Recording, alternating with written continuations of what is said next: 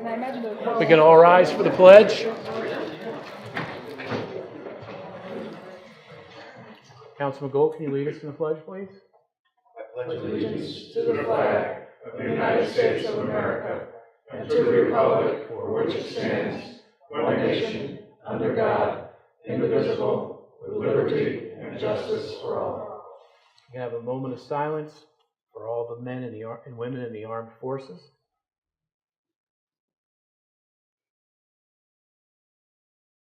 Thank you. So can I say something? Yep. As a little special treat for all of you that come and sit so nicely through our meetings, and also for my council members here, these four gentlemen are going to sing us a couple of love songs, Valentine songs. Just hope you enjoy it.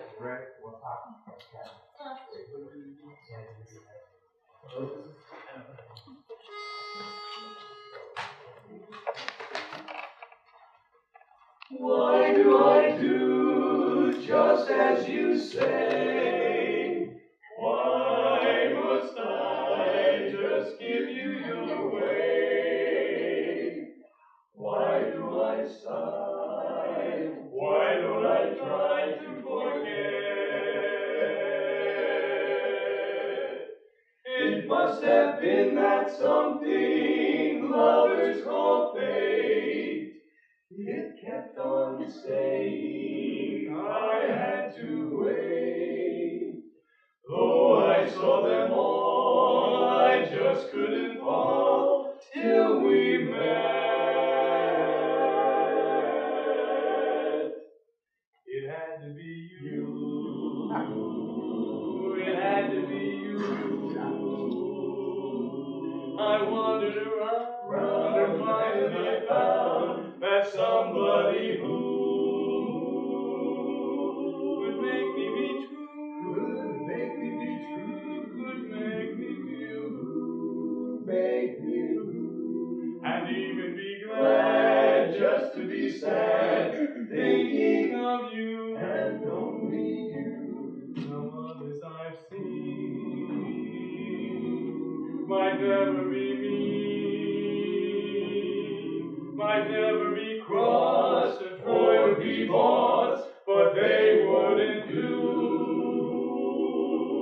But nobody else gave me a thrill. With all your faults, I love you still. It had to be you, undo you, had to be you, for I love you morning, night, and noon. That's why it had to be only you. Hoorah! This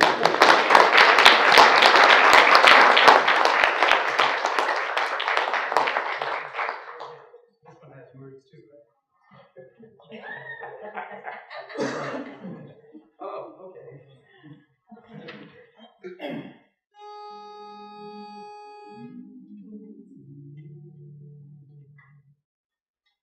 With a beat, beat, beat, a heartbeat, and a bang, bang, bang of my brain. Got a girl that's driving me crazy, and I think I'm gonna go insane. You think love's a fool's game? Well, buddy, maybe you're right. Got a girl that's driving me crazy, and I think I'm gonna see you tonight, 'cause it's a blue eye and all the girly charm. And tonight's the night, she's in my arms, yes, in my arms. One day you'll find a girlie, and then you'll understand that a girl can drive a man crazy, and she'll have you in the palm of her hand. A beat, beat, beat of a heart, and a bang, bang, bang. In my brain, got a girl that's driving me crazy, and I think I'm gonna go insane, 'cause it's the blue eye and all the girly charm. And now tonight's the night, oh yeah, she's in my arms, yes, in my arms. One day you'll find a girlie, and then you might understand That a girl can drive a man crazy, and she'll have you in the palm of her hand. She'll have you in the palm of her hand. She's gonna have you in the palm of her hand, of her hand, of her hand.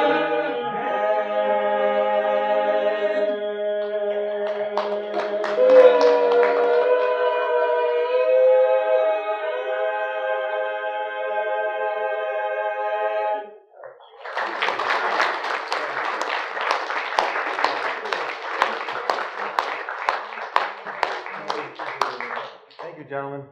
Have a good meeting. Thank you. Thank you.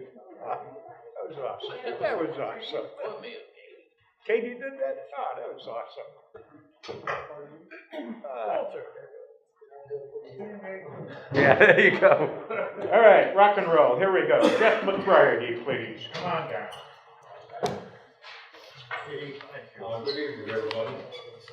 I'm reading what I feel is a fair proposal on the Board of Education budget. The figure below that indicates 1% increase is sufficient to run the business of education over the 2018-19 school year, in my estimation. I ask you to look their amended budget request over even more intently than any year before and come up with the figures I have. They are fair and reasonable, I believe. Savings would retain $839,979 to help offset the $3 million the state has not allowed us for the new year 2018-2019. I know that educating our children is an essential in today's world, and I know that the revenue of negative 0.598% that the Board of Education is showing on the budget overview is part of the equation, and if you add another 1.34% in savings to that by reducing their request from 2.34% to 1%, you have a savings of 7.32% or a total of $921,620 in savings. When you are staring at a deficit of $3.3 million because of changes by the state, we are now left with the task of where to save $3.3 million and get a foothold on the deficit that we are faced with. The new school year will have a population that will be reduced by 51 across the school system, and it is hard for me to believe that the Board of Education can justify a 2.34% increase when the issue is staring us in the face, as well as the deficit handed us by the state. I know that the education of our students is critical because they are our future, and to treat the educational system fairly, there has to be a hard, fast, and concerted effort to make sure that the town budget is looked at in the same way as the Board of Education budget. I believe that we can cut and adjust the town budget the same way and end up saving $2 million, leaving us with about $1.3 million in deficit that the taxpayers may have to absorb through a tax increase. To be able to save 2% on the new budget would be monumental, given our situation, and when the adjusted budget goes to referendum and a vote, the taxpayer will not have such a hard time accepting it. Take a look at the Board of Education percentage increases on the line items per school below and see the savings you can get by reducing them to 100%. A 100% increase over the 17-18 budget is more than enough to run the business of education in the 18-19 school year. To ask for more, in my estimation, is reckless and not fair to the taxpayer, who many are fixed income and cannot afford these increases every year when their income is the same year after year after year. When the town and the Board of Education makes their budget requests each year, they have to consider all aspects of money available from the citizens of this town, and asking for what the taxpayer does not have shifts the burden of them that is in no way to run the business of the town, all the way from the top to the bottom. To the town council, I ask you to sit with the Board of Education, the Finance Department, and look over all aspects of the situation we are faced with this year and make the hard decisions that will be in the best interest of all. I charge all of you as fair and responsible governing citizens, from the town council to the Finance Department, the Board of Education, to search your minds and do the right thing. This is a responsibility of the positions you ran for and have been elected to and accepted, and you are now required to perform your duty to the citizens as such. Be the best that you can be, because the citizens who elected you now have their trust in you to run the business of this town, fine town, responsibly. Respectfully, Jeffrey McBride, New Milford citizen. Thank you, sir. Thank you, Jeff. Adriana Riccio, please.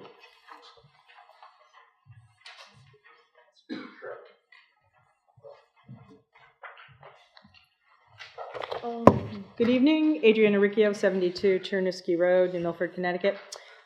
Just going to get to the facts. Regarding the naming of Stephen Looney to serve on the Pettibone Committee, I have a question. Is Mr. Looney a United States citizen, or is he right now, as he has stated in this room on other occasions, a green card holder? If he is a green card holder, he is not eligible to serve on any town boards, commissions, regular or special committees based on his status as a non-U.S. citizen and therefore not an elector of this town. On the paper I passed around, I have the town charter, section 1002, appointment and eligibility, states no person shall be eligible to serve as a member of any regular town board or commission described in section 1001 of this chapter except the Building Code Board of Appeals unless such person is an elector and is a resident of the town of New Milford. And appointments to temporary or special committees must be consistent with the charter and Connecticut general statutes. Number 2, State of Connecticut, definition of elector, as amended by Article 9 of the Connecticut Constitution, prescribes the qualifications of electors to embrace every citizen of the United States. So just to amend that, if he is a green card holder, he is not a citizen of the United States. Every citizen who has attained the age of 18 years, who is a bona fide resident of the town in which he seeks to be admitted as an elector and who takes such oath, if any, as may be prescribed by law, shall be qualified to be an elector. And the United States government definition of citizen and elector means any person possessing the qualifications prescribed by the Constitution of the United States and duly admitted to and entitled to exercise the privileges of an elector in a town. Citizen of the United States means all persons born or naturalized in the United States and subject to the jurisdiction thereof, citizens of the United States and of the state wherein they reside. Citizens are entitled to the rights granted by both the national government and their own state's government. So, in conclusion, if Mr. Looney is at this moment right now a citizen of the United States, if unbeknownst to me he is no longer a green card holder, then I have no problem with his appointment. But if he is a green card holder, you cannot by law vote him to be on the committee for Pettibone. Thank you. Cindy Davis, please.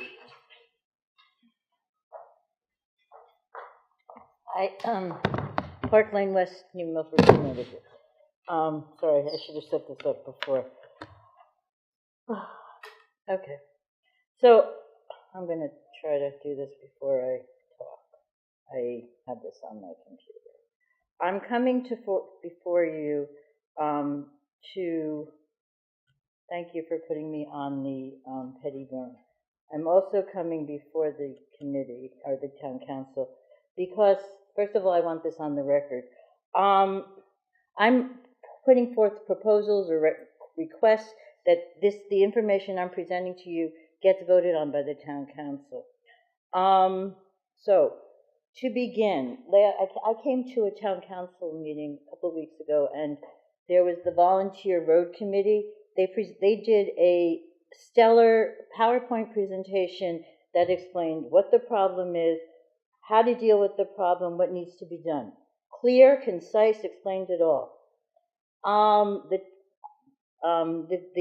finance director, when he was presenting that same night, I did not understand anything that was stated. It was really unclear to me. I am asking that all town municipal employees, when they're doing a presentation to the town council, will have a PowerPoint presentation so that it can be clear to whoever's coming what's being discussed. I'm working on clarity and I'm working on transparency. So town employees can do this. If a volunteer committee can do it, and they've only been in operation for a year under Grombach, if some committee that's a volunteer can come forward, then I ask for town employees to make it clear. So that's what I'm asking for. And also hard copies, so it becomes clear once again. I want to learn, and I need hard copy tangibles that make me understand. The last meeting, Mr. Szymanski was speaking. I didn't understand what he said. I see a microphone there. I don't know if microphones are being used, because when he spoke, I could not understand what he was saying because he was inaudible, and he was also, I couldn't understand his enunciation. So I can speak loud, but it's important for people on the town council to be heard. I wanted to raise my hand and say, I can't hear you. So use a microphone and be heard, because I don't know if you do use a microphone. All right, Attorney Grimes. What I would like, come on, I would like, because I haven't seen, a job description of what you do. It's unclear to me when you come before the town council what you're doing, if you're ruling or if you're clarifying. So I would like Mr. Bath and everyone else to make a job description that's clear to me and others what your job is. I'm not clear if you are able to practice outside because you're an employee. Okay. And also, again, in the issue of clarity, I am asking that there's hard copies so it's clear what you're saying, because words dissipate. So anytime someone's coming that's going to be dealing with revenues, expenditures, the issues that are controversial, I'm talking about elected officials. There's hard copies. It becomes clear what's being stated. For Pettibone, thank you again for letting me be on the committee. I am asking the mayor and town council to verify, clarify, identify what my role will be on the committee. I need to know what the issues are and what we're going to be working on. I also need to know, because it's a controversial issue, that I need to hear from the mayor and the town council members how we are going to work as a group. I tried to look for how many people were on this. If it's 25, that's going to be a Tower of Babel.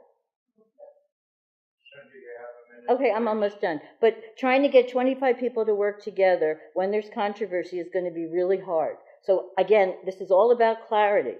I'm asking that it becomes clear what you want us to work on, and you define how it's going to be addressed, because I'm asking about civility, and I'm asking about civil discourse, which I've asked about many, many, many other times before. Thank you very much. Gil, please. Good evening. Ladies and gentlemen, thank you. I appreciate an opportunity to serve on the Pettibone Commission. I look forward to out-of-the-box ideas. Can you state your name for the record? Leah Gill. And a positive working relationship with people. No matter what our opinions or sides may be, we all have something to do together. All right. Looking at the minutes that were proposed, or the agenda, I should say, that was proposed for this evening, I had a question, and this goes back to a kind of like a legal business background. I want to express my concern on the Rescue Candlewood Mountain appeal. Now, I understand, I read the whole thing, read the decisions going back 21 years. It took a long time, and I'm a fast reader. But the recent appeal filed by Kramer and Anderson, the law firm, the same law firm, which has now and continues to represent our town over many, many years. There may be access to records and all. Now, the appeal is filed by the Danbury office, a nice young man. It's one tree, two branches, one company, different divisions. So it's technically the same firm that represents the town. Now, given the fact that this has been an issue in the town, it's been controversial. I take a middle-of-the-road view. I see the positives and negatives of it personally. But the appeal is funded by a private group. the heart is in it, there's no question, it's positive, and they're following through on their convictions. However, a couple of our elected officials may live in the neighborhood, may be affiliated with the group, but be that as it may. Hiring the same firm is a little tight in a relationship. There are many good lawyers around, good law firms. I would propose, if this is to be continued, that I would ask that the Rescue Candlewood Mountain Group withdraw the firm Kramer and Anderson from all proceedings and hire a firm that is not now, nor has it been affiliated with the town of New Milford. It's just to keep, as Cindy said, clarity. And the other is that the $25,000 proposal for an engineering study to be made by the Broom firm, is that the only bidder? And then it occurred to me, why would taxpayers pay for a study to support an initiative that's an appeal for a decision from a siting council that has never, ever been defeated, set aside, or in any way withdrawn their decision? And incidentally, what came as a surprise to me was on at least one occasion, I can't think of the town name offhand, once the decision is made, there is nothing holding back on the actual work of the solar once that decision by the siting council is made. And, you know, it's town money. And we're all here to minimize expenses and stretch our dollars and be Yankee thrifty people. And to get that close, either with the law firm or paying for an engineering study, that's awfully close for comfort. And the town might get embroiled in something that would be a fool's errand and a costly one. We have 1 minute. Please. Okay, but thank you for listening. Thank you. Thank you, Leah. Jeff Winter, please.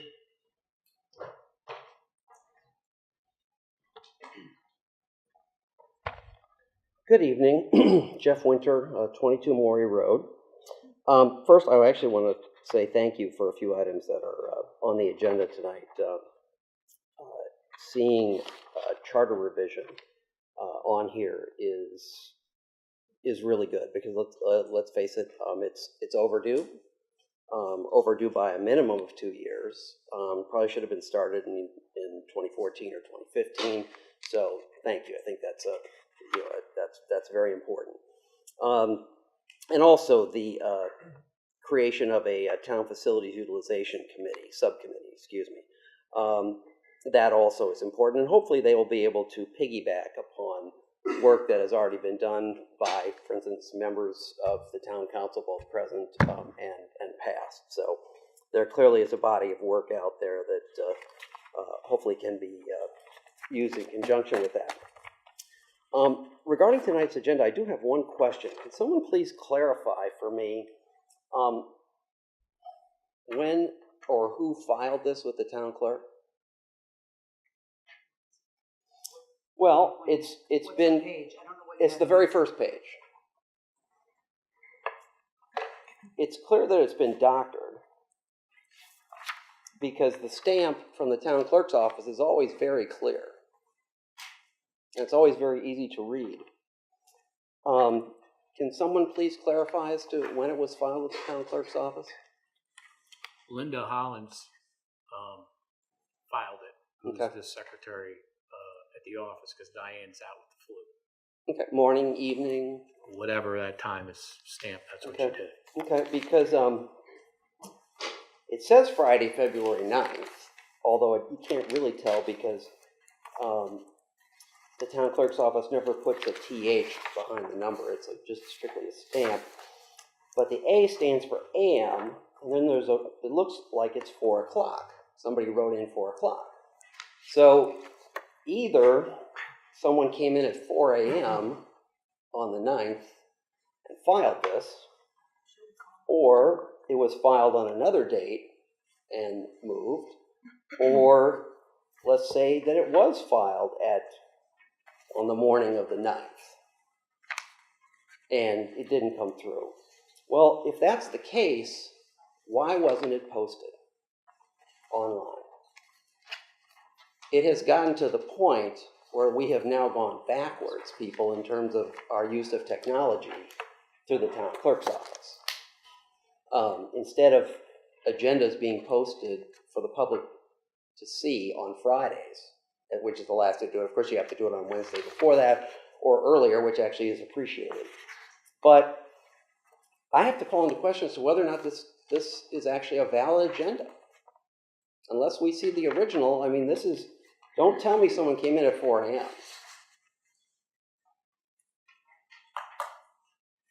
And it was emailed to the members of the town council because obviously it was posted on New Milford Town Council happenings.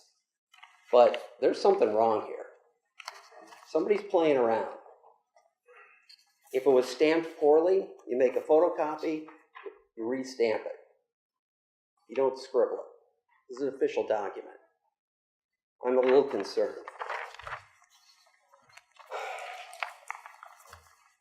Regarding the appropriation last meeting of $1.5 million, according to the town charter, section 503 regarding special town meetings, you have to call a town meeting when any appropriation supplemental to the annual budget is in excess of 1/5 of 1 mil per $1,000 of the last completed grand list of the town, or any supplemental appropriation if the cumulative value, Well, if you do the math, the total budget was actually, if you read the paper, it's 1.1 million. I rounded up to 1.2 million.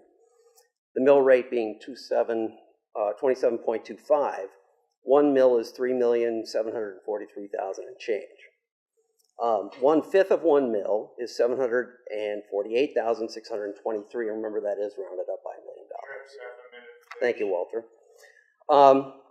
So that is less than half. 1/5 of 1 mil is less than half of the 1.5 million that you guys voted on. And there is precedence for this.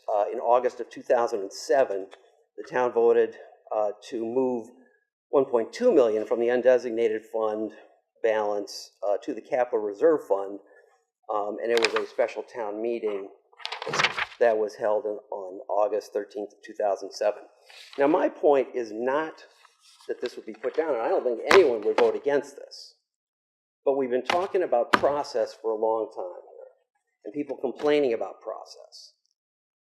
Do it the right way, or don't complain about process anymore. You know, I mean, it's ridiculous. You guys have talked about the people being involved. The people need to be involved, and the charter requires it. I would like to follow up with my time at the end of the meeting. Thank you.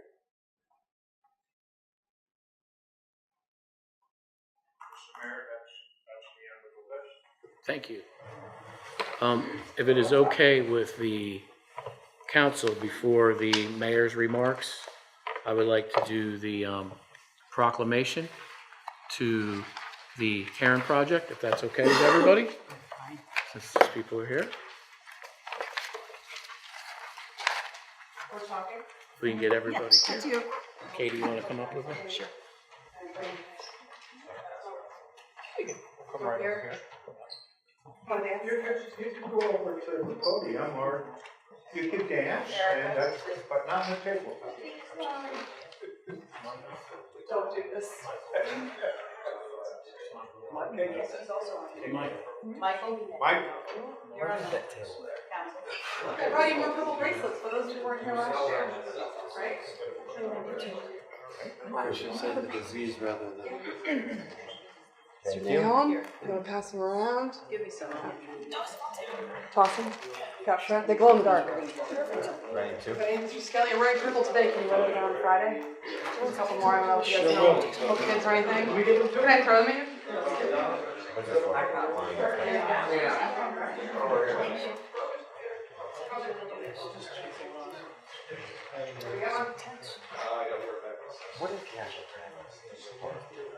I've got a few. Okay.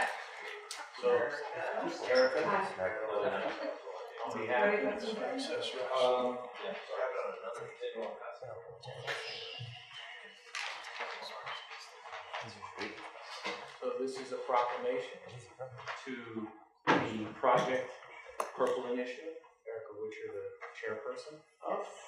And first of all, thank you for all of your efforts in making this happen.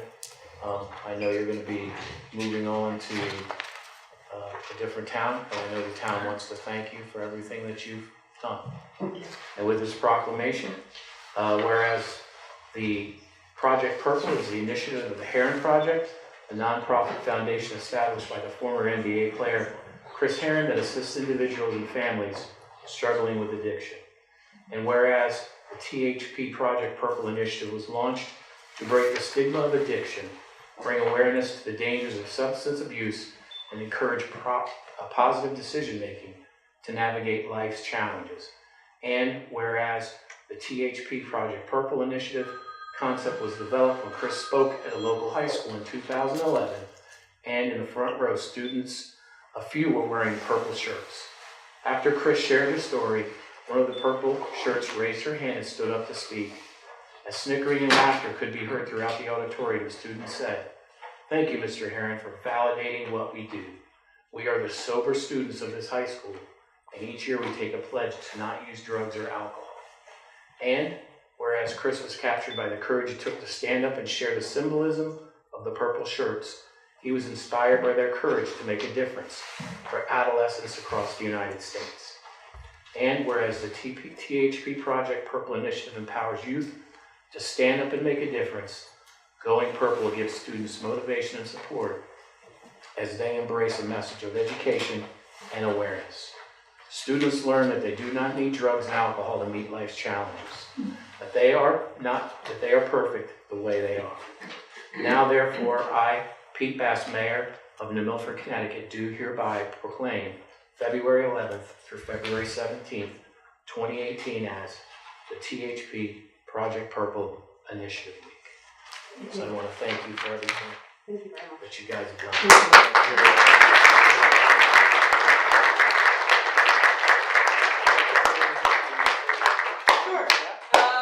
So Project Purple Week is going on at high school and middle school this year. We have some themes going along with it as far as like dressing up. So students, we're going to wear the green and white tomorrow, and the whole week culminates on Friday with the idea that everybody would be wearing purple. We're hoping that the town starts to participate. This is our third year doing this, and every year we've picked up a little bit more momentum. And this is the second year we've got a proclamation for this week, so we really appreciate the town's support in our efforts through our community just to try to raise awareness that addiction is a disease and there is help out there, and it's okay to talk about it and to reach out for help. Thank you so much. Thank you. Thank you.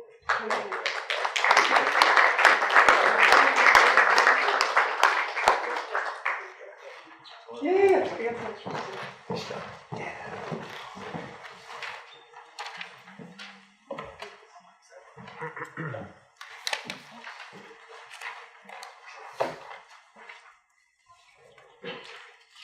So, moving forward on mayor comments, the first, I'd like everyone to be aware that on Thursday, February 13th, that's this Thursday, there is a housing workshop that's open to the public.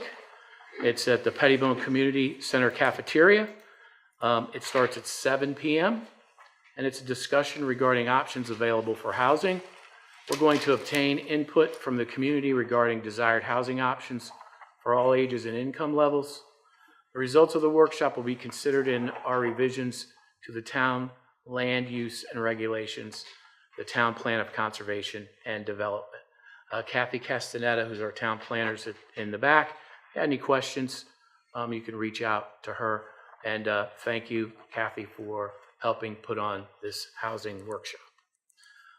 Also, as we just announced Project Purple. Again, I'd like to thank Erica Keene and the New Milford Substance Abuse Prevention Council. They awarded a $5,000 opiate grant. Congratulations. I know you guys are putting that to good use. Also, the recycling center, for those that do use it, now accepts major credit cards. What that does is it's going to eliminate the need to pre-purchase a punch card. So I'd like to thank the recycling team for getting that together and making it happen. Dan Calhoun from Parks and Rec is letting us know that they sold 52 of the 82 boat slips already. So if you do happen to want a boat slip on Candlewood Lake, please contact the Park and Rec Committee. And that's what I have for Mayor's comments. Next is the approval of the prior minutes. So moved. Second. Any discussion? All those in favor? Aye. Opposed? Thank you. Next, tax collector. An motion? Yes, so move to accept the refunds in the amount of $1,714.07, leaving a balance of $2,125.87. Second. Any discussion? All those in favor? Aye. Opposed? Next, youth agency. Move the acceptance of additional revenue from the State Department of Education in the amount of $6,100 to increase its annual youth service grant. The funds will be accepted into revenue account 10441-900-43305.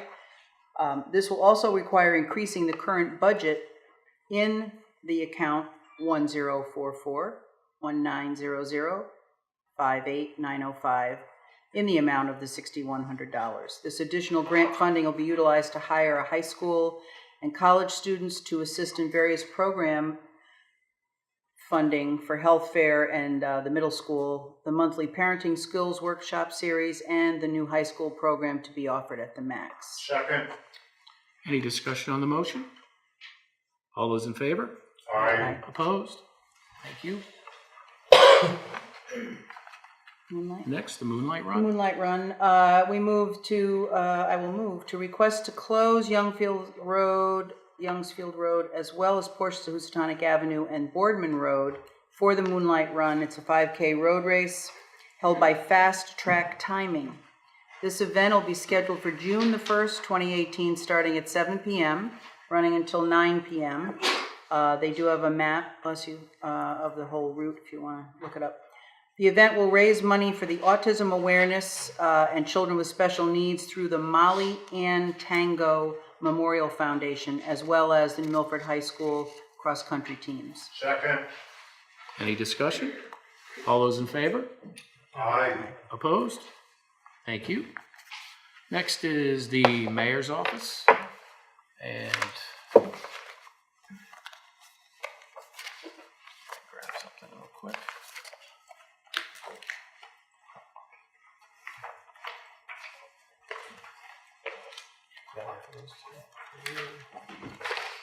If you could pass these down, make sure we have enough for everybody.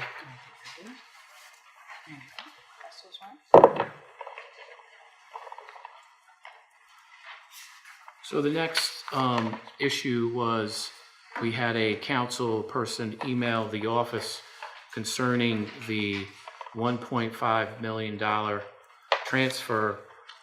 So what I'd like to do is have Town Attorney Mr. Grimes come up and speak on the matter as it pertains to clarification on the $1.5 million transfer.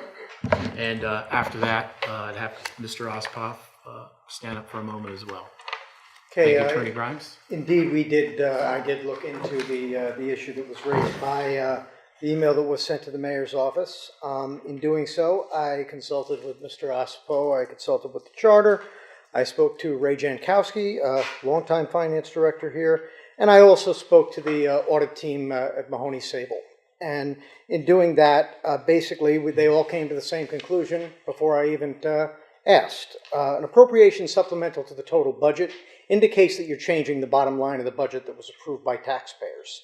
What happened legally in terms of the 1.5 million was an appropriation, an amount from the surplus before it had been transferred to the fund balance. Had it made it to the fund balance, then that might have entered into the area that would have needed Board of Finance approval and then town meeting. But it was a change in revenue. It was not a change in the spending side of the budget, because it did not change the bottom line of the spending approved by taxpayers.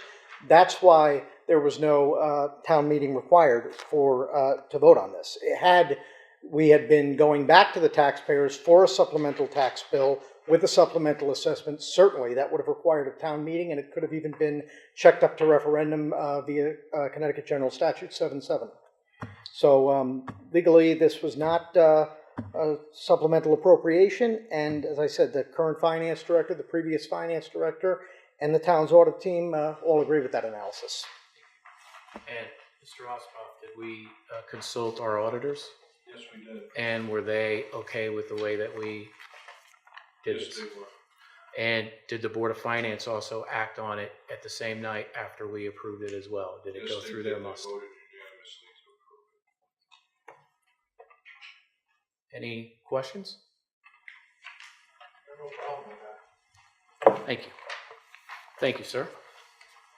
Next, the discussion on the landfill settlement investment fund.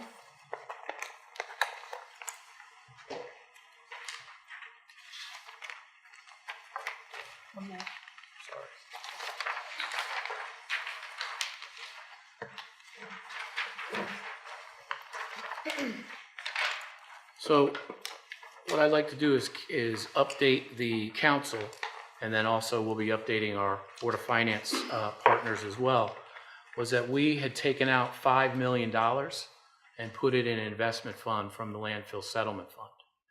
So what I wanted to do was bring the council, Board of Finance, and the public at large as to where we are currently with this investment. So as for those on the council can see by this chart, is right now we are at a loss of $67,580. Mr. Ospoff, if I begin to not explain it correctly, if you can then jump in at any point in time. The 67.5 is both an economic and an opportunity cost. Correct. The total economic loss as of 12/31 was $34,285.03. Right now, the fund is invested in bonds, right? A bond ladder investment. Yes. It's also invested in some mortgage-backed securities. Yes. Okay. So for those that aren't involved too much in the investment community, bonds are an investment that you kind of want to hold when interest rates are level or are declining. When rates increase, bonds decrease. One of the things when this $5 million was invested was, as you can see, we're showing a $33,295.54 loss. That's including all of the interest that has been paid on this $5 million. If we didn't include that, it would be much larger. Am I correct, Mr. Ospoff? Well, what the 33,295 shows is the loss of the par value. That includes the value of all the interest that the investment has earned, which was $86,000. So the 86,000 was plowed back in, and even Correct. with the extra That's 86, part of the we're still value showing of the investment. correct the loss. Now, just so people can also understand, is the fund, contrary to what other people have been putting out to the public, the fund has always been invested. Am I correct, Mr. Ospoff? Yes. It has been invested in what's called a STIF account. So if you could opine on what a STIF account is to the public, STIF Mr. account is a Ospoff. short-term investment fund provided by the state of Connecticut. It involves no market risk, and you receive a steady stream of interest income every month. And that right now has a rate of 1%. Am I correct? Around there. Right. So for those that are here at the council, as you can see, If we were just to have put that into a STIF account, which is a liquid account, hence we wouldn't be showing that loss, which why we are showing the opportunity loss of the 34,285. Am I correct, Mr. Yes. Ospoff? So that's how we came up with the 67,580.57. Another thing too that the council needs to be aware of, because this is showing a loss, we now will not be able to use, is it the 33 or the 67 for when we go to look at fund relief for taxes? The 33. So as of So right 10% now, of that would Right. be lost. Not only that, when you invest in this type of vehicle, you lose liquidity. When it was in the STIF account, we had liquidity in that account. We could liquidate that account at will.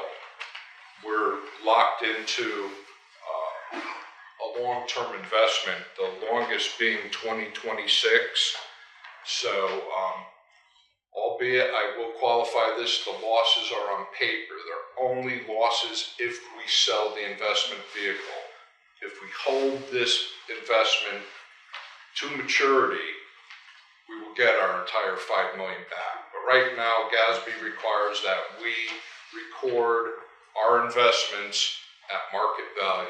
So that's why we have to recognize the loss.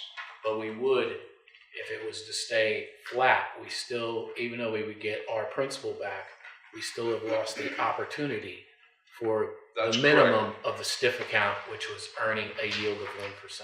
Right now, the average yield to maturity on this bond ladder is 2.42%. So if between now and the maturity of these investments, when they mature, if the interest rate goes above 2.42%, it's a loser for us. So one of the things that we have talked about, I talked with the finance director, I talked with our town attorney, is that this was never brought before town council, the investment, and it was never brought before the Board of Finance. So when moving forward, any type of investments will come before the town council and will come before the Board of Finance before we make any kind of investment decisions such as this. Any questions? So, I have a question, Pete. So Yeah. are we stuck with this? Yes. Is that what we're saying? Yes. And we're stuck with this until 2026?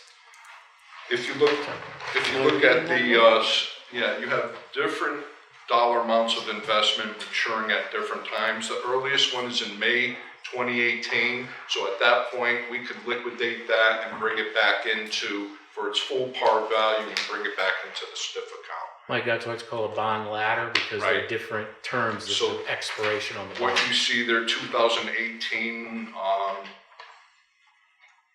what is it, like $359,000 matures. So either we can take that, bring it back into the STIF account and invest in the STIF fund, or plow it back into this investment at loss of liquidity. That's as long as the bond rate or the interest rate doesn't go above 2.4. That's correct.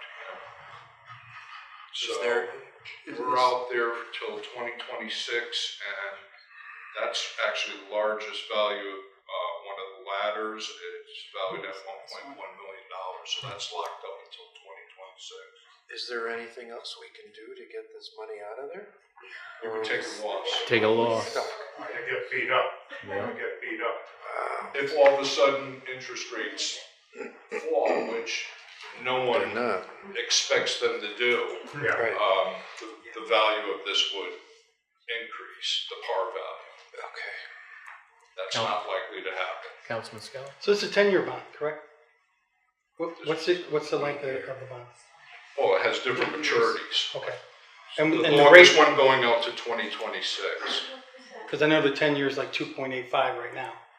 And the interest rates are, But the these- Fed is probably going to raise another 3 times this year. So, I'm right there with you. so we're probably stuck because you're not going to see it go down, you're going to see it go up. And what you Interest stated is, rates, in an environment where they go up, you lose money. that's right. When you, that's finance 101. You don't Right. invest in fixed income securities in the period of rising interest rates. So I have one question. Who made this decision to do this? That was the former finance director? Just one person made this choice of $5 million. Correct. Is that, I know you're saying that it has to be brought, you're going to bring it to the common council because that's the way you're doing it. Is there something we can change for future that? We're working on actually having that procedure in place so that would be the protocol moving forward. So the finance director didn't do anything illegal because he had the right to do whatever he wanted with this investment? I believe it should have went through the Board of Finance and the Town Council, but that's, to me, it's water under the bridge. Yeah, We gotta move on, but right now we need to be aware that where our investments are. All right. Any other discussion on the motion? Thank you. Next, discussion and possible action regarding, I'm sorry, Katie, I'm taking that. Oh, that's fine. Move that town council approve authorizing the mayor to enter into a written contract with Malone and McBroom with a cap of $25,000 pursuant to the Charter Section 602G. If I could have Ms. Castaneda come before the town planner, Michael, and if I could speak to that, if I may. There's been a lot of conjecture on Rescue, Candlewood Mountain, and the town. Some of our talks with council were in executive session, but that has nothing to do with the town's ability to check stormwater management and anything else that the town feels or behooves for health, safety, and for the financial wherewithal for the town to do its due diligence. If you look at our payment in lieu of a tax agreement that Mayor Gronbach brought before the town council, and I have a copy. If you guys would like a copy, I can email it to you. When you go to Schedule B, Section 8, it says a stormwater management plan complying with the provisions of this agreement prepared by the developer shall be approved by the inland wetlands officer and/or the mayor's office. So what I want to tell all the public here and now is I, as the mayor, have no expertise at all on stormwater management. None. So I would be doing you, the taxpayer, a tremendous disservice if I was to sign anything or do anything without doing the proper due diligence to the town and to the taxpayers. So that's why I've requested that we do the proper thing, follow our procedure, follow our due diligence, and have someone that has the expertise in this field. I asked our town planner, Kathy Castaneda, to check and see, and Ms. Castaneda, if you could kind of opine on why Malone and McBroom and what we need to do to satisfy the health, the safety of this town, and what can happen if liability if we don't follow it correctly. Just to start, this project, the development project, the Candlewood Solar project, is larger than the Kohl's project and the Walmart property put together. It's the largest project we've seen potentially ever in the town, the largest development project. There's going to be significant disturbance, and if this project were going in as something the town had jurisdiction over before zoning and wetlands, definitely have a consultant involved to review the stormwater management plan. In this case, there's a decommissioning plan, the sedimentation erosion control plan, the access, how they're going to, the construction sequence plan, how they're going to access the site. And there's also a transmission line area that goes down that there's some concern that it might be visible from Lynn Deming Park. It goes all the way to the Rocky River substation. So this is a big project, and to protect the town, the town's people, the neighbors, the lake, the water courses, the vernal pools, we need to have a professional firm review the entire development management plan when it's submitted. The siting council pretty much, I don't know if you can see this much, but the siting council basically approved this piece of paper. That's pretty much all they approved. They haven't approved a detailed plan yet. It hasn't been submitted. We anticipate we'll get a copy of that in March, and we'll have about 3 weeks to turn it around to review this massive project. Councilwoman Francis. Kathy, I just want to clarify, and because you do talk a little faster than some, and I understand that sometimes, I heard you, Cindy, I understand. So I just want to clarify that this is a contract that the mayor would sign, a cap of $25,000, and it's not in any way to be involved with what the Rescue Candlewood Mountain people are doing. This is really for the town, and as you said, it's a larger project than really anything we've ever had. And there is a lot of liability here if it's not watched. So they will come up with their plan, which is the end user will submit to the siting council, correct? The development and management plan will be submitted to the siting council, and the town will also get a copy of it at the same time. So at that point, it's not Malone and McBroom developing something for them. This is they're working for us to review what comes through to make sure that we are protected. Is that correct? Yes. Thank you. And we do have we have a lot of experience with Malone and McBroom, as why you suggested them, I believe, right? Over the years. I think our town council also, Yes. Attorney DeBella suggested them too. Any questions for Kathy? Dr. Malone? Any reason why this is not being sent out to bid? Kathy? I don't think the charter requires it, and this firm has also, they reviewed the Dunham Farms project on the site. They have expertise with this site, and currently we use them to review zoning and wetlands projects, and we knew that they could turn it around quickly. It's not necessarily 25 grand, it's up to. Correct. Any other? This is in the interest of health, safety, and welfare. Yes, sir. Can't argue with that. I'd hate New Milford to be the town that ended up having runoff to the degree that this could happen. I'm not going to say it can, I don't know, but it could. And there are 5 towns on the lake, and our beautiful lake. I don't know that the other 4 towns would just say, oh, that's too bad if it happened. You know, we're in a litigious society, and things roll and roll and roll with lawsuits. Hey, it works for me. Yeah. So. I have a motion. Do I have a second? Second. Thank you.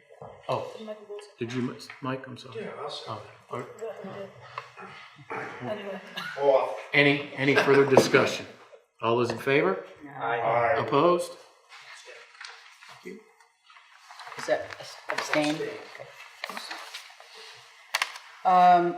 Next item, move that we take action to request the transfer of funds of $25,000 from the contingency TO, town account? What is TO? Is that what it stands for? I think it's two. Two planning. Two Oh, planning. it's capitalized, you know, I thought it was an acronym. Okay, 2, planning consultants for the purpose of funding the contract with Malone and McBroom Inc. for engineering and consultant review of Candlewood Solar LLC. Second. Any discussion? All those in favor? Aye. Opposed? Abstain. Abstention. Thank you. Stephanie, do you have a copy of the account numbers on your? Okay. Yes, I believe. Would you like me to read them in, or you have them? There you go. I'll put them in. Next, move transfer of funds from the mayor's account to the nonprofit line for the VFW and Ezra Woods Post 31 American Legion. You may want to describe this. So the reason for this is, as this year's budget was done, these particular amounts were taken out of the mayor's expense account when actually they should be taken out of the nonprofit line. So I'm asking the council to allow us to do this. Mayor Grombach had worked out a payment plan for Ezra Woods, the VFW, and American Legion. He was paying these nonprofits quarterly. And what I'm going to ask the council to do is to, with their approval, is to take it out of the mayor's line as it has been before, but to follow the procedure, put it into the nonprofit line, and it would be $120 for Ezra Woods, $67.50 for the VFW, $79.50 for the American Legion. And then there was monies owed for the graves that we honor our fallen, and that would be Ezra Woods, $105, the VFW, $182, the American Legion, $180, and DAR, $60. So altogether, that would be a total of $794, and I would ask for the council to allow us to transfer the funds from the mayor's expense account to the nonprofit line. Mr. Mayor, did you need a second for that? Yes, sir. I will second that, sir. Any discussion? Just clarification. Yes, sir. As Katie would tell you, it's usually Daughters of the American Revolution, and they would never refer to themselves as DAR.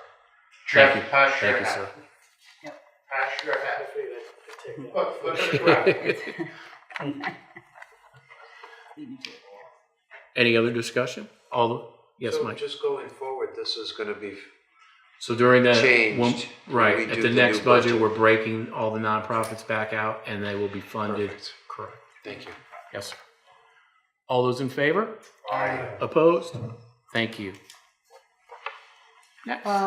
Move that we establish a charter revision commission pursuant to Connecticut General Statute 7-188.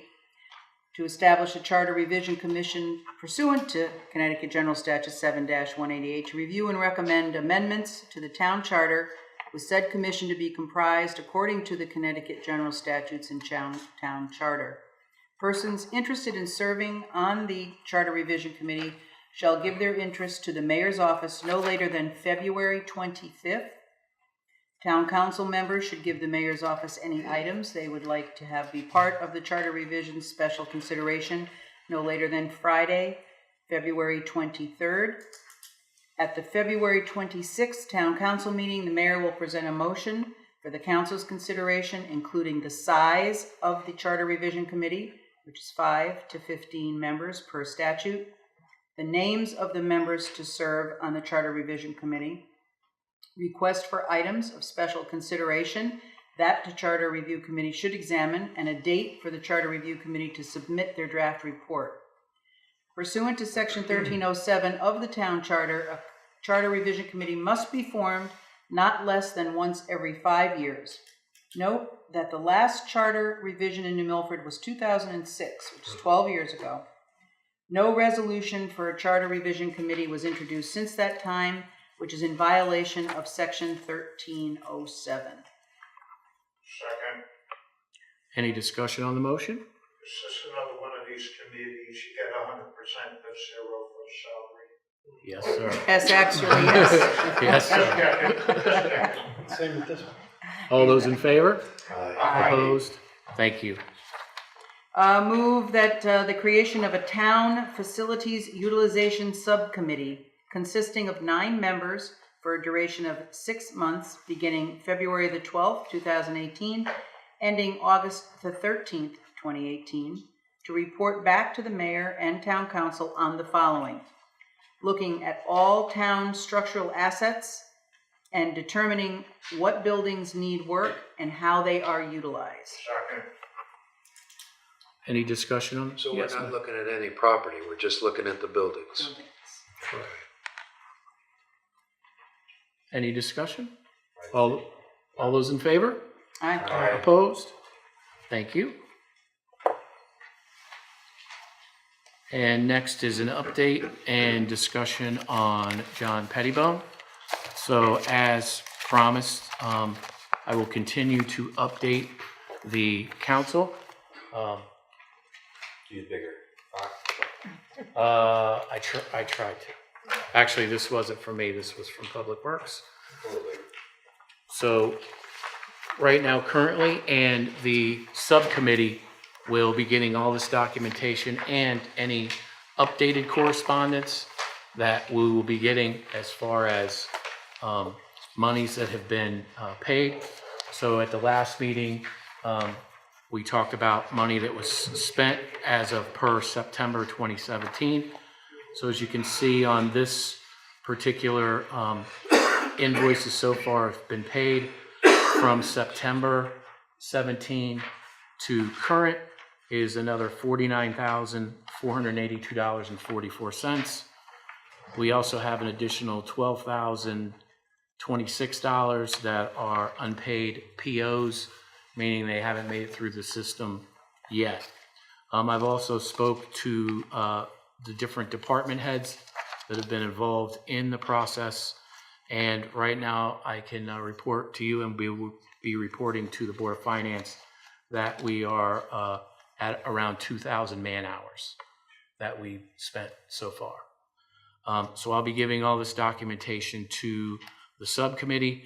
I'm working right now on fixed costs, which are what the electric is currently, what the utilization is, and what the manpower needs will be for that facility or for any facility that the subcommittee might deem necessary. Pete, yeah, I have a Yes, question. When you said 2,000 man hours, are you meaning our man hours as a, Correct. not the man hours from subs, contractors? No. So 2,000 man hours were delegated to. An employee of the town. Correct. Spent an hour. So what's an hour Man rate, hour. roughly? If we were to use a contractual rate, say $50 an hour, just off the top of my head, if we're using benefits and an hourly rate. And Mayor, how much have we spent total? I believe the last one I had was $390 off the top of my head, plus 49, 482, and then 12,000. Plus another 62,000. 626, correct. 390 plus 62. So it's Councilman safe to say, what you just told me, a figure of $50 an hour would be $100,000 Right. in man hours. Add that on. Comes to 552,000, give or take. And we'll be updating the council, the Board of Finance, and also the subcommittee as well. Any other questions? Mike, did you have one? I have a question. Yes, ma'am. So this list, which is invoices paid and anything prior, those of you that are going to be on the They'll have all Pettibone, of that. they'll get all of this. Yes, ma'am. Okay. Next, Katie. Okay, appointments and reappointments. We'll start with the Community Center Committee. Appointments of the following, the terms, just for expedience, the terms for these appointments are all from February the 12th, 2018 through July 23rd, 2018. And the following people are being appointed. Frank Wargo, Democrat. Julie Learson, Democrat. Heidi Edel, Democrat. Jeff Winter, Democrat. Cindy Davis, Dem. James Sheaf, AD. Leah Gill, AD. Not being rude, it's just easier not to say. Peg Molina, D. John Oakes, D. Robert Capola, D. Bill Dahl, D. Timothy Fotopoulos, D. Sorry, Timothy. Michelle Ligori, R. Robert A.G. R. Steve Christos, R. Pat Erickson, R. Alex Barisha, R. Charlie Bogey, R. Frank Greco, R. Greg Mullen, R. Colin Kogel, Green. Joseph D. Gregorio, Green. Frank Prunick, unaffiliated. Nick Pooter, unaffiliated. And the last is Stephen Looney, who I don't know, he doesn't have a party. Let's see. Mr. Mayor, can you speak to? Yes, I had asked town. Do we have a, Oh, I'm sorry. do we have a second before we discuss? I'm sorry, got it. Thank you. I had asked Town Attorney Randy DeBella about Mr. Looney, and I was told because this is a temporary ad hoc committee that he was okay to be on this. But what I can do is we can vote as a council if you feel uncomfortable with that, to take his name away for now, and then have a letter from Town Attorney DeBella specifying that, or if we want to go with keeping his name on here, and if in fact there is an issue, it's your. Well, the question is it going to be an issue? Right. So we can. I think we should just I think leave we them off should- for now. I think we should take them off. So it's, I have a question. Gotcha. Can When these guys have their meetings, can anyone go and attend the meeting? Of course. This is a public meeting. So anybody can come and attend. He just won't have he's not anywhere in the voting power. I have a question. Mr. Looney is a taxpayer, though. Yes, He's he a is. property owner in New Milford. Okay. Yes. So then we'll have to amend the motion to remove the last name of Steve Looney, which means this is a temporary subcommittee of 24 people. I just have two questions. Is there a difference for qualifications to be appointed as opposed to being elected if you are a taxpayer and you're an elector? So I would hope that you could clear that up for Mr. Looney, the difference between being an elected position and being an appointed position as a taxpayer and a resident. So is there a different form of you need to have qualifications to be elected as opposed to appointed? Sorry. Restate the question, Well, please. it's been brought up that Mr. Looney is not a legal resident. Mm-hmm. So my ask is, if he's a taxpayer and elected, and he's a resident, is there a different statute to where he can be appointed as opposed to being elected because he doesn't qualify to be elected? He's not registered. Okay. He's not registered to vote. He's not an elector as defined by Connecticut general statutes. Not sure what, I'll confer with Attorney DeBell. He and I have not crossed paths on this issue. So, Okay. But if he's not if he's not a registered voter, he's not, no, whether he's a citizen or not, he's not elected by Connecticut general statutes. Okay, thank you. My other question was, it had been brought up around the election time. If you change your affiliation, what's the grace period? 90 It's days. 90 days? Mm-hmm. So if somebody's appointed to a board, have we passed the 90 days of, if someone is on this board, they have the qualifications? I believe that as of today, I believe so. Okay, thank you. Can I make a comment to the general assembly, general population out there? Keep your comments to yourselves. I just heard one that I really didn't appreciate about one of our council members. So think it, that's fine. Don't say it out loud. Any other discussion with the amended motion? All those in favor? Aye. Opposed? We're voting on it. I amended it. It was seconded. We're voting on the second for 24 For 24. people. Yep. All those in favor? Aye. Opposed? Thank you. Moving on, 9/11 committee appointment of Corey Linder, D. And again, he's February 12th, 2018. This is through November 30th, 2018. He's filling a vacancy. Any discussion? All those in favor? Aye. Opposed? Commission on the Arts, appointment of Jeremy A. Ruman, replacing Linda Pooter as an alternate, term from 2/12/2018 through November 30, 2020. Second. Any discussion? Can I jump in for a second? Yes, sir. Are there any names here we looked at on these next two pages that we would like to discuss? No.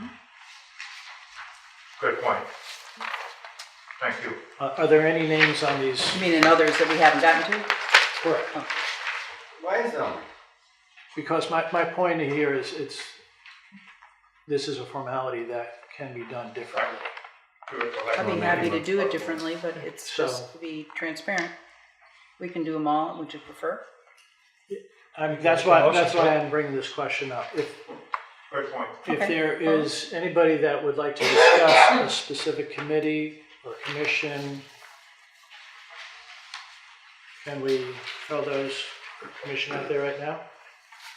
Want to make a motion to? Well, there's a motion on the floor. Yeah, Right. So let's finish that. So let's just finish the Commission on the Arts. So we had Jeremy, and then we have the appointment of Linda Pooter, a Democrat, replacing Jeremy Ruman. Are you doing two different motions or just one? I'm No, just one motion. just One doing become an one. alternate, one become the full member of that. Yeah, because this room Yes. doesn't have the time. And her term will be February 12th, 2018 through November 30, 2019. Second. Now, you want to discuss it? What'd you say? All in favor? Aye. Opposed? Hi. Thank you. Okay. Now. Can I make a motion ahead. that we approve the names presented on the agenda for the following: Conservation Commission, Farmland and Forest Preservation Committee, Film Commission, Hidden Treasures Park Commission. I see there was a correction there with Mr. Paravati. Yes, From he emailed DEU. us today. Housing Partnership, Inland Wetlands Commission, Local Emergency Planning Committee, Municipal Citation Hearing Officer, Northwestern Regional Tourism District, Road Advisory Committee, Traffic Authority, Youth Agency. Second. I don't see any other corrections, so just to clarify my motion, what is presented to us as part of this agenda is what I'm asking for approval of all those people and those commissions, councils, boards, etc.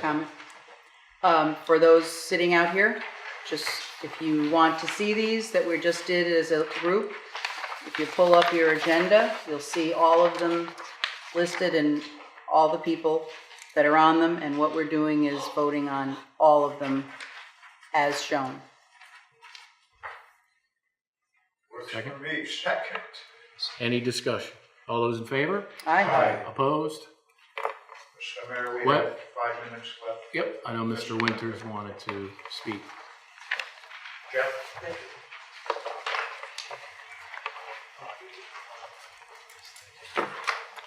Thank you, I appreciate the extension. I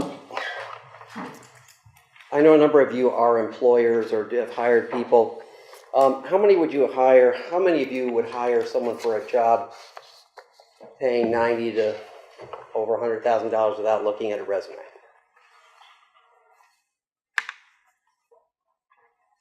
Well, we'll move on. Can I just, excuse me, Jeff, I just want, we're still in, this is public participation continued, correct? Correct. Correct.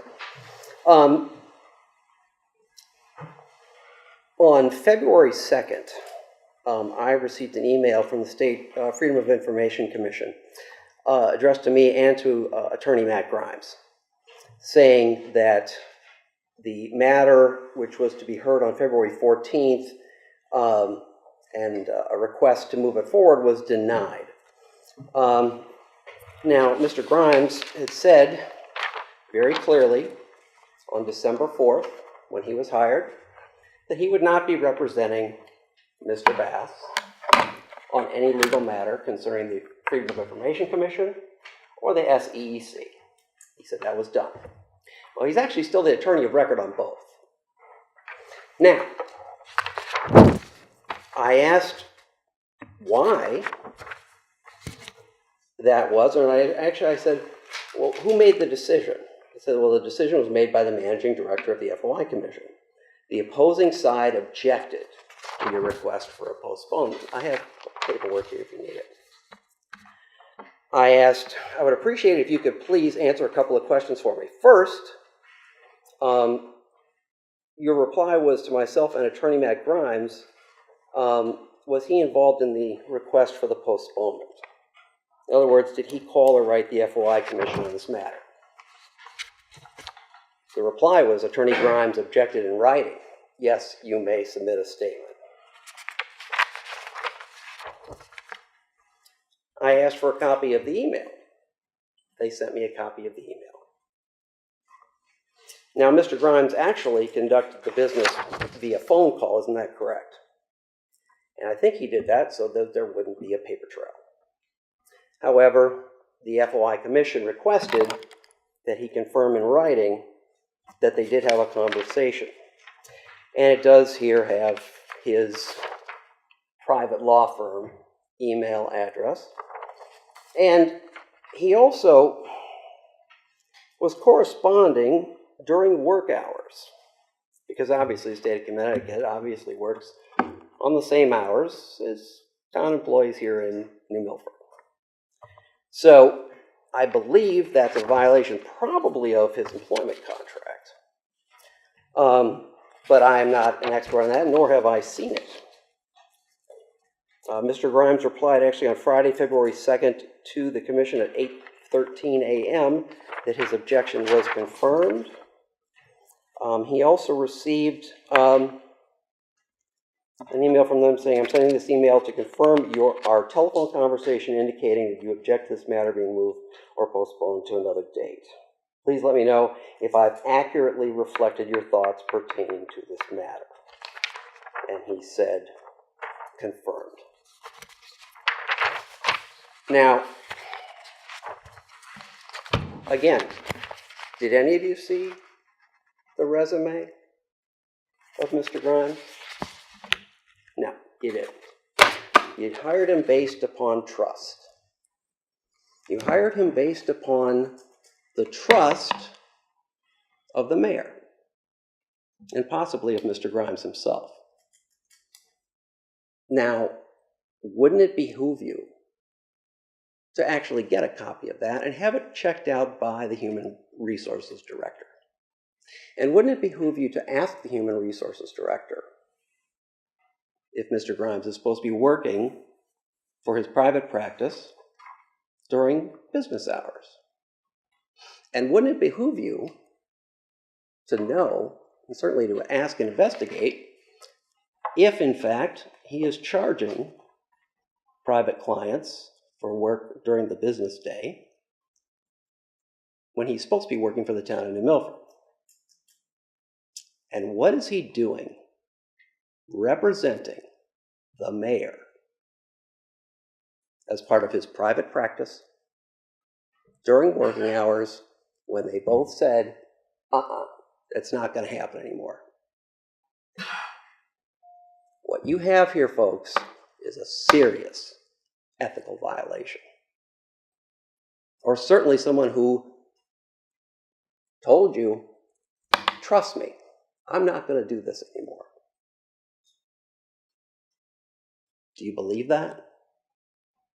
That trust has been violated. Jeff, you have a minute left. Thank you. I would suggest that whether someone chooses to FOI Mr. Grimes' workload, and also to FOI, since he is now a public official, his billing records. And let us ensure that, in fact, if he is billing people, what's he billing them for? And if he's not, what does that tell you about not only himself, but his client? Frankly, and he told you flat out, look at the minutes, look at the video. And he did not do that, and he's still the attorney of record. Thank you. Thank you. Anybody else? That's the end of the list, Mr. Mayor. Thank you. No other business and motion to adjourn. Do I have a second? Second. Any discussion? All those in favor? Aye. Opposed? Thank you.